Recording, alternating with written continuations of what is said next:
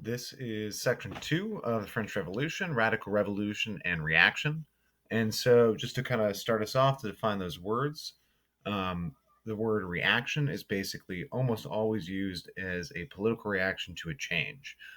So, you can kind of think of it in the sense of revolution is a change, either, to one political stance or another.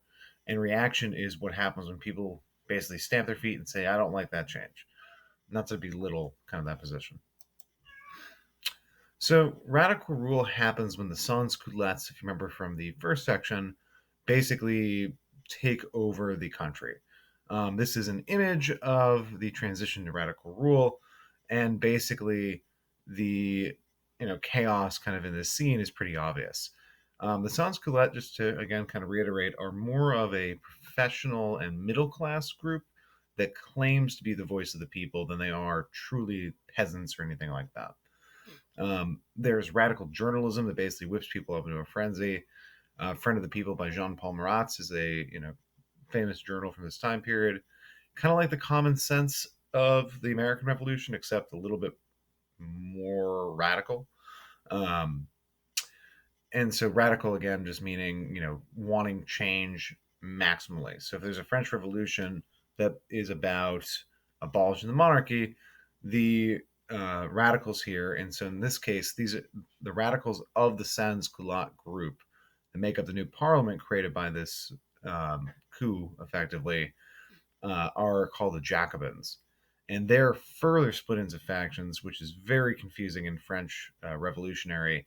But long story short, and the only time this group is going to come up, a group called the Mountain actually gets the French Parliament, which at this point is a national convention, to execute the king and strip him of his title. And so they basically accuse him of causing the economic downturn of France, causing starvation.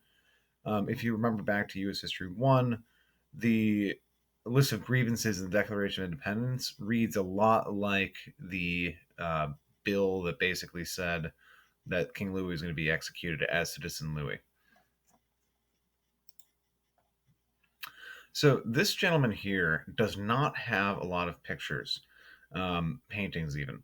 And so this is Maximilien Robespierre, and he is the de facto leader of France during the time period that becomes known as the Reign of Terror.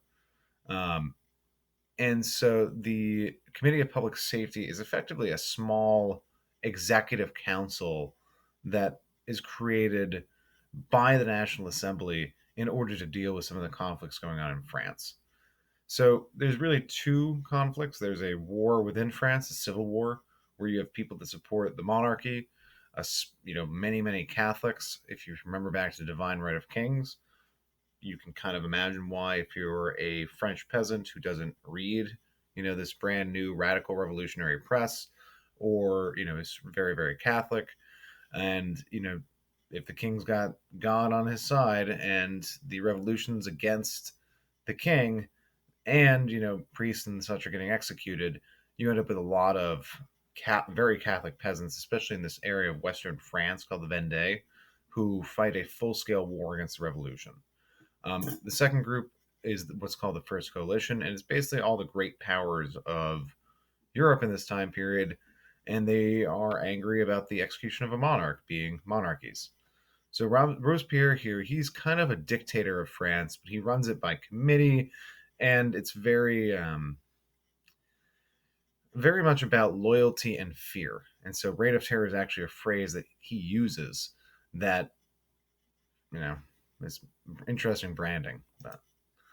So the Reign of Terror right here is basically directed against internal enemies of the revolution, and this is one of the images that people think of when they think of the French Revolution.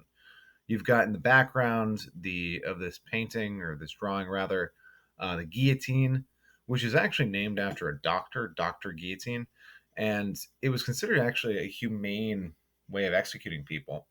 You can kind of, if you can read, which you can, of course, you can see that 40,000 others were actually executed by guillotine or gunfire throughout the course of this Reign of Terror, which lasts from about 1893 to 1895. I'm sorry, 1793 to 1795. Marie Antoinette, the French queen, is executed, her head's chopped off, as well as Olympe de Gouges, who is, basically a proto-feminist. So you've got the leadership of the monarchy, which has been executed by the radicals. So those that want the revolution to go more extreme, and they execute the woman who wrote a document saying we need to have women have the right to vote and political power, or this isn't a radical enough revolution. And so that right there is a good way to kind of look at the reign of terror. It's the revolution eating its children, is how it's usually referred to.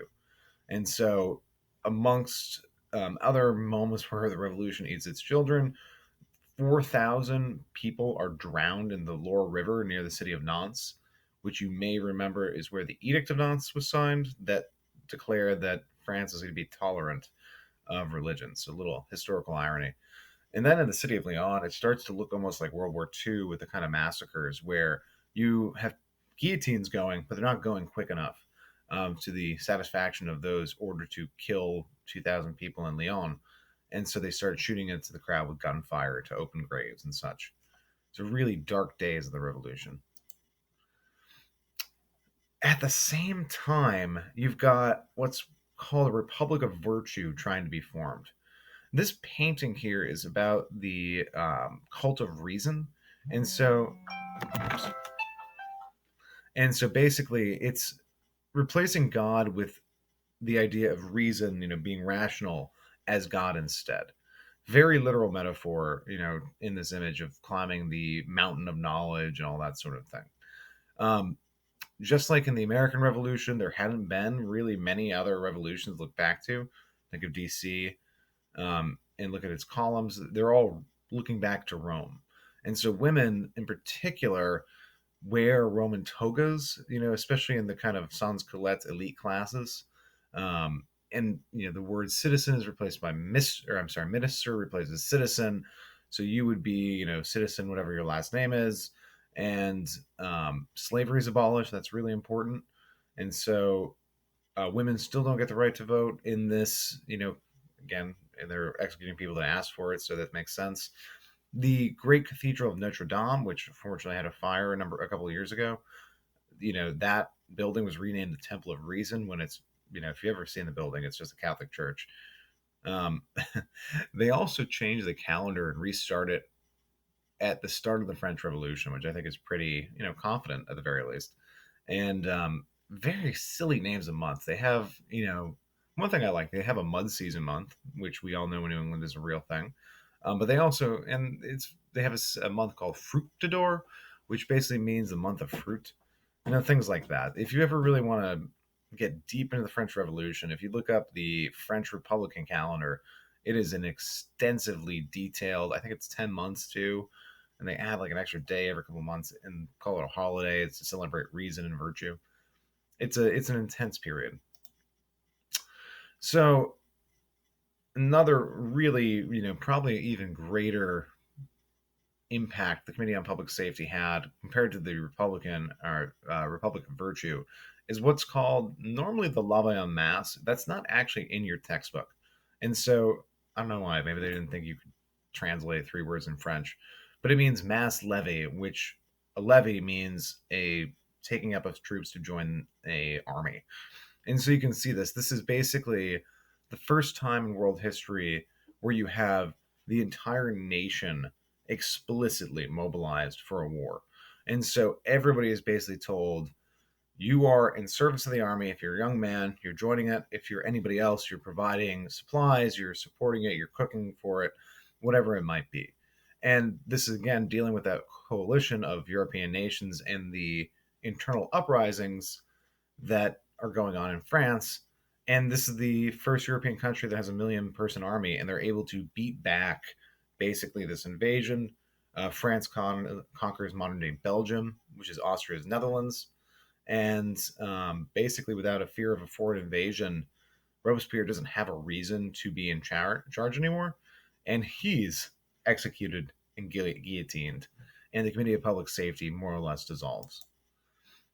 So it's really, again, the lack of Robespierre as a leader makes it so the National Convention, which is the legislative branch of the French Republic at this time, they basically create a government known as the Directory, which is really just named after the Executive Council. It's another version of the French legislature. I think we're on number 4 right now or something. And it's a really corrupt, ineffectual government. You can even see in the dress of what people are wearing up here that they're not into Republican virtue in the same way. No one's wearing a toga in that image. They look kind of like the nobility. And so the military is used to keep this corrupt government intact, and this all ends in disaster for the Directory when Napoleon Bonaparte, a young general or young commander in the French military, basically arrests all members of the Directory and seizes power for himself, ending really the early stage of the French Revolution and setting the stage for the French Empire.